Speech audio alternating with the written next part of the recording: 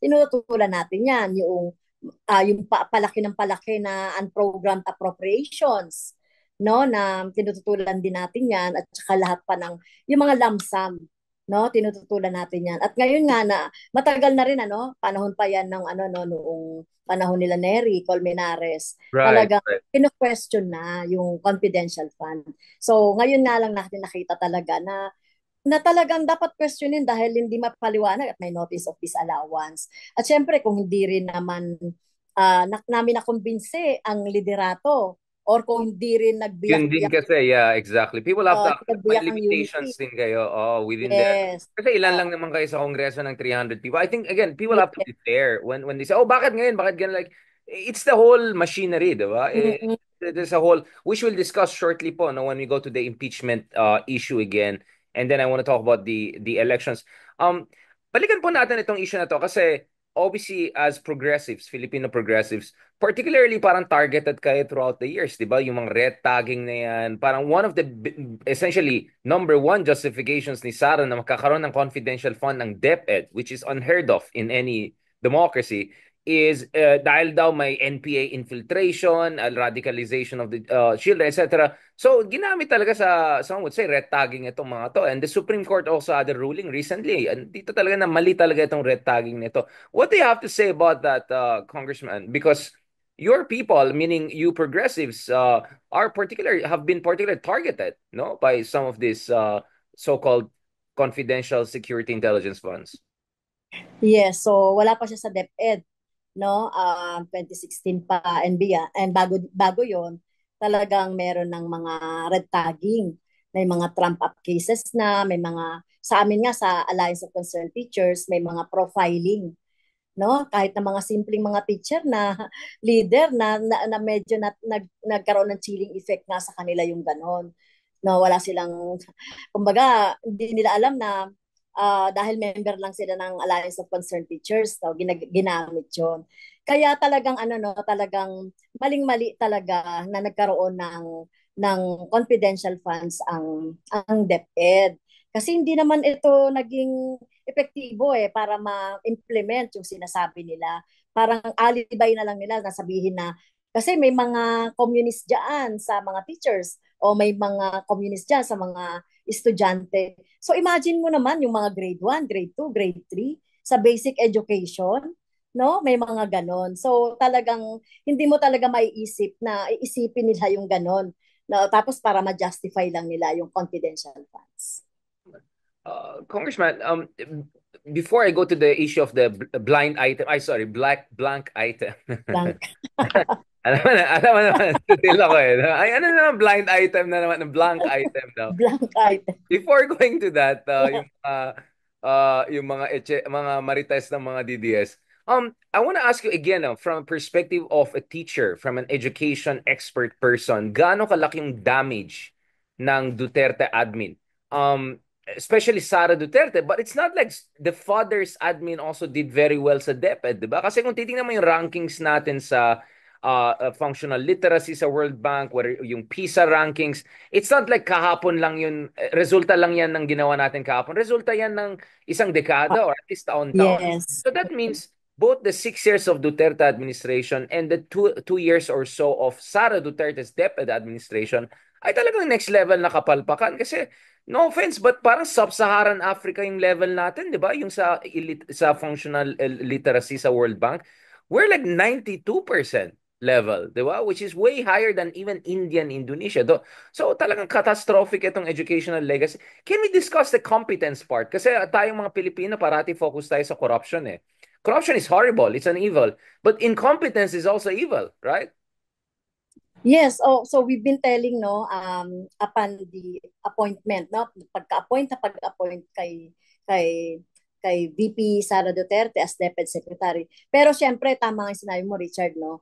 Yung kapalpakan sa education, long time ago pa 'yan, dekada-dekada na 'yan. Kaya nga ito mas pinalala pa nung incompetence ni Sara Duterte, no, dahil nga sa minaamin niya naman na hindi siya educator, na wala siyang alam, no, na kailangan niya yung tulong ng mga ano, kaya hindi naman din siya nagkukonsulta. Ang kinukonsulta niya yung mga military, Mga Saka nag-appoint abogado, siya, no? wala siyang Secretary, education mga experts. abogado. Yeah, wala siyang Yes, education tama, experts. Eh. oo. Isa sa mga, syempre, sa mga kapalpakan niya, no, yung may budget para sa mga rooms, sa mga buildings, mga around, ano yan, siguro 2,000. Pero ilan yung mga nagawa, di ba? Wala pa yatang 10%. Pero may budget. So sayang yung mga budget, no, inailalaan. Ano pa ba? Yung maanomalya din dun sa computers, mga laptops.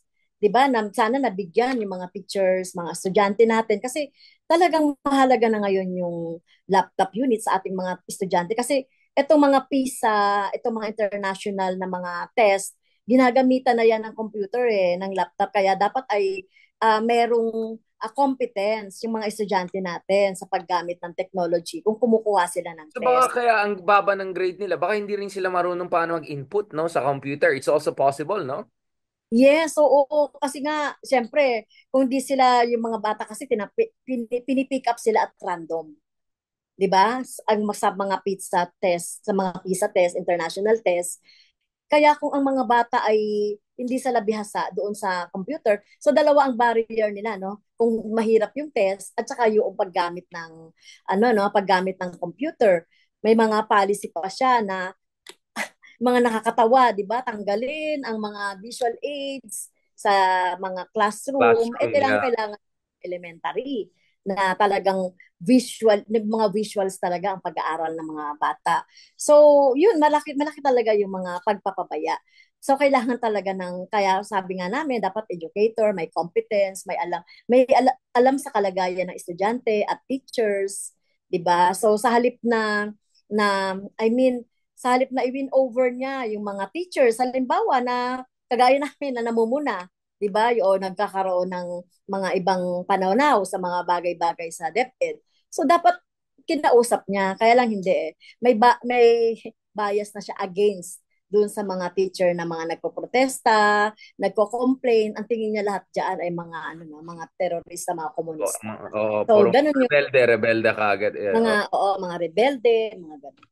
Um, Thank you so much for pointing that out. Ako kasi what I found very interesting dun sa hearings last series, ang bilis gumastos pagdating sa confidential fund, pero ang bagal gumastos dun sa investment. 'Di ba? Yung ratio ng investment dun sa mga pangangailangan ng education ay one of the worst ever, right? Parang sobrang inefficient. Yung kasi bibigyan ka ng pera din para mag-invest sa classroom, mga computers, mga napakabagal nila. So mukhang yung bilis na punta sa ibang bagay, di ba? Yung Ay, energy na oo, punta yun sa nga yung isang sinabi bagay. ko eh. Dun nga sa budget hearing, yun nga yung sinabi ko, ang bilis. Bakit ang bilis ng paggastos ng confidential funds in 11 days? Samantalang itong mga kailangan na may budget naman, ay ang bagal nung pag-utilize. So, medyo doon yata nagalit sa akin, mas galit na galit sa akin kasi nakita natin yung performance niya doon sa utilization doon sa DepEd budget. Um, and and what is your take on the new chief, Senator Angara? Do you think he's doing enough or moving in the right direction? I mean, hindi siya education expert background, but malaking improvement siya from what we had under Sa. Malaking improvement sa amin dahil nakikinig siya, no? Meron siyang listening ears para sa mga teachers. Lalo-lalo na dahil naging legislator siya, no? Yung, like for example, yung pangangailangan sa pagtaas ng sweldo ng mga teachers, nauunawaan niya yan kasi may mga ano siya, may mga proposal siya. Pero, siyempre, matagal, hindi naman na sa batas. But anyway, kahit pa paano ay nakikinig siya. Yun ang mahalaga eh. Na may mga consultation, nakikinig siya kahit di man siya di man siya expert sa education. So marami siyang mga consultations na nagbunga ng magandang mga memo para sa field, no? Yung mga overtime, yung mga overload, yun inasikaso niya yun. Tsaka yung calendar shift, no? Yung pagbabalik from June to March ang pasukan. Yun sa konting time niya na yun ay ano no. Pero syempre, kailangan niya ring mag-double time sa dami nga ng mga naiwan na mga problema. So, ito tinatanong pa nga namin yung mga laptop na sinasabi niya na nung September pa dapat na ipamigay nakalagay lang daw dun sa bodega ng supplier. So, yun, hindi ko pa nga rin alam kung ano yun, ano. Tapos, ito nga, yung pagbabawas ng ng budget, no, ng DepEd. Yun nga eh, bakit, Ano, pwede natin pag-usapan yan kasi ang isang malaking issue of, some of our friends have been raising this is, pag titingnan mo yung latest budget daw, hindi niya ma-meet yung minimum threshold kung saan dapat ang DepEd budget ay pinakamalaki, no? Given yung kaalagan niyan sa ating saligang batas. What is your read on that, the Congressman? Because, Justice Carpio among others would say, parang kung ano-ano lang sinama as education, pati yung PMA Academy, kung oo ano-ano nga. training, hindi naman yan DepEd or even TESDA, that's more vocational. So it doesn't meet strictly the definition of what education is. Kayo po as an education expert, anong base niyo dito sa budget for DepEd for the new fiscal year issue? Well, Richard, talagang kulang na kulang yung budget sa education. So kasi kami ang binibilang lang talaga namin ay yung basic ed, yung DepEd, syempre yung mga SUC, yung CHED. So sige, pwede na natin isama yung TESDA kasi nandiyan din naman yan sa part ng curriculum. But anyway, um, ginawa na lang ng paraan eh. Parang nagpalusot na lang na dinagdagan ng mga budget na hindi naman related doon sa function ng basic literacy or sa basic education, no? At saka yung sa tertiary. So, kulang pa rin, no? Kahit na ilagay pa nila 'yan, ang kailangan talaga ay at least 6% ng ating gross domestic product na ini-aim yun ng lahat ng mga countries. No, kahit nga dito sa mga kapitbahay nating countries, kaya talagang naglalaan sila ng at least 6% So mga noong $25 billion. Oh wow, that's a lot, right? Ang laki nun, yeah. well, ito kasi yung 1 trillion na yan, parang 3.5. So doblihin mo yan. So yun ang dapat na ano na maging budget na education para yung una mapunan mo yung lahat ng mga perennial shortages sa classroom, sa teachers, sa mga pangangailangan sa computers, etc., 'di ba? So, yun talaga. Kung talagang gusto natin ng bansang uh, ang mga citizenry mo ay talagang educated or nakakatungtong man lang doon sa paaralan. Right, malaking bagay. I mean, we talk to investors parating na nasasabi, lalo sa managerial skills. Kailangan talaga nila yung medyo mataas-taas yung level of education, no? Um, Congressman, I want to get back to this issue. So, what are the facts of the case pagdating dito sa BICAM blank item daw? Na the BICAM report daw was riddled with rooms for exercise of questionable discretion. I mean, I'm putting it very nicely. I think gets ng tao ng sinasabi ko dito. At talagang pinagpipiestahan ng mga Duterte yan. Because I want to bring the discussion to something even more important. Kasi sa aking palagay, over the past 3 weeks, nawala na po yung momentum. Lahat ng momentum ngayon na yung atake sa admin, atake, whether totoo or hindi, sa budget ni BBM, halos nawala na yung attention ng tao sa impeachment issue eh. Nakikita ko yan sa online, nakikita ko yan as journalist din ako, so nakikita ko rin yun in terms of headlines. That's why kanina, pinapa-remind ko ang tao yung gastos sa piatos, gastos sa mga kung ano mga questionable na bagay. But the reality is now ang laki ng nag-shift ng attention eh. At of course, marami sa ating kasama na good, well-intentioned naman, nakatutok din sila for the right reasons. What is your understanding of the facts of the case dito sa BICAM na to? Totoo ba itong sinasabi ni Digong or as President BBM said, liar siya? Sabihin ko lang yung totoo Richard, no? Siyempre, As totoo far, na. well, oo. As far as we have the documents. So, kasi ang kina-question namin parate sa yung budget process, no? Well, noong bago, ito lalong pinalala ito nung panahon ni Digong, no, yung minamadali yung budget. So mas lalo na ngayon minamadali yung budget. Railroading. Oh. So railroading. So yung blanco, well, December 11 nung umaga, last day ng Bicameral Conference Committee, natapos na yung BICAM, no? At nandiyan na yung book, yung Bicameral Conference Committee na report. Tapos bago mag plenary yun parang 15 minutes bago magkaroon ng ratification na ibigay sa amin yung ganyang kakapal na BICAM report, no? So ira-ratify na. Kasi kami nag-no kami sa budget for 2025. So syempre alam naman yung mga reasons pinaliwanag naman namin. wala na kaming time. So, ang ginawa namin ay tinignan na lang namin yung first 3 pages na nandoon yung mga items na kinompare yung 2024 at 2025 na GAB sa sa sa BICAM. So nakita namin lang yung increase, decrease, saka na zero, na PhilHealth, etc. Yun. So ganon. Nung nung nilabas ni Ungab, ni Sige lang Congress po.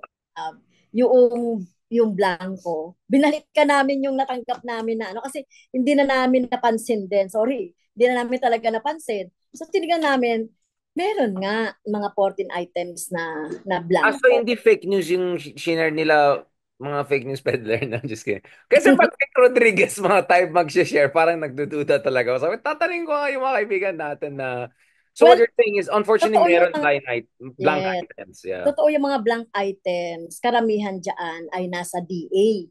So kanina narinig ko yung paliwanag ni Kong Kimbo. So, pero ang totoo talaga may blanco. Pero bakit sila nagpasa sa for ratification ng blanco? So yun lang naman ang question namin. Ngayon, hindi na rin kasi kami privy kung yun na rin ay binigay nila as enrolled bill, no? Pag sinabing enrolled bill, Yun yung ano yun? finalized version. Final na. So alam namin, pag na-ratify na, yun na yung final. So, dahil lumipas pa rin yung ilang araw, no? December 11, so dapat pipirmahan na ng December 20, baka may ginawa pa rin doon yung BICAM after ratification. So you have no information kung yung mga blank items na yun ay na-fill up na? Is there a way to know that? Uh, Dapat natin malaman. wala, wala kaming alam eh, kasi sila lang naman nakaupo doon eh, kasi hindi namin talaga na, walang ano eh, blackout naman eh. Kaya sinasabi namin, dahil tungkol sa news na yan, kasi sinasabi namin, gawin talagang transparent ang bicameral Correct. committee meeting para makita namin ano yung dinagdag. Kasi ang BICAM kasi, dapat nire-reconcile niya lang yung mga provisions na magkaiba ang version ng dalawang house. Hindi siya magpapalit-palit ng mga items, mag-insert, magdadagdag, ano no, ito alam mo yung akap na yan. Hindi yan na-discuss dito sa ano eh dito sa House of Representatives. Dinagdag na lang pala yan nung pagkatapos na ng third reading. Third reading dito. Tapos pupunta na siya sa BICAM. So hindi namin na-discuss yan. No, so yun ang mga nangyari. So hindi kami privy, hindi namin alam kung yung ibinigay sa Malacanang noong after ng December 11 na enrolled bill supposedly ay yung ratified na may mga blanco or pinilapan na nila at binigay talaga nila ng kompleto. So wala kaming alam doon.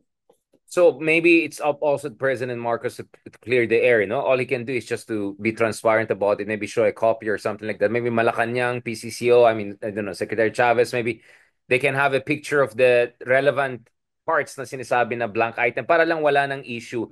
Kasi pinagpipiestahan talaga ng Yes, Duterte camp yan eh. tama Talaga. ka dyan, Richard. Kaya sabi nga namin, ay kung totoong ang enrolled bill na binigay sa kanila ay kompleto, edi magpakita sila ng prueba. Anyway, sinabi naman yung mga pages kung ano yung mga blanco doon. So para matapos na yung ano na yan. So kaya lang, problema naman din sa kampo ni Duterte, no? Eh yung mga bata niya, nag-approve din naman ng budget, nag-ratify din naman ng budget. So bakit ngayon lang nila sinasabi yan na parang tingin nga namin Baka gumagawa lang ng sabihin nila parang issue. sinabi nyo na hindi namin nakita or something. Baka yun din ang sasabihin nila na oversight. Oo. So kailangan kailangan magpaliwanag talaga yung Sino BICAM. kaya nag-leak yan? I mean, Tama. that means may ahas sa loob or something like that. No, but I mean, it's good that it got leaked kung talaga may problematic elements.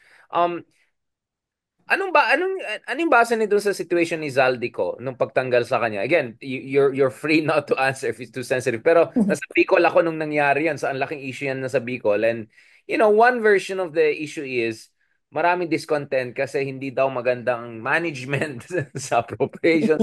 The other one is mukhang nag-step in daw ang Malacanang. It was a way of Malacanang saying na hindi kami natutuwa masyado sa curb your enthusiasm situation. I'm just trying to be nice and polite about na anong basa niyo po dito, Congressman?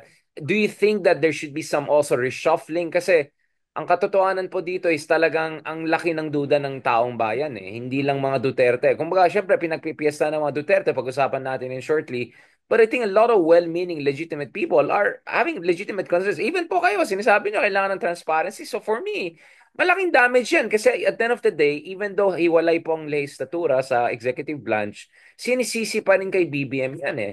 So it's incumbent on BBM to clear the air. Otherwise, he's gonna pay the price for this.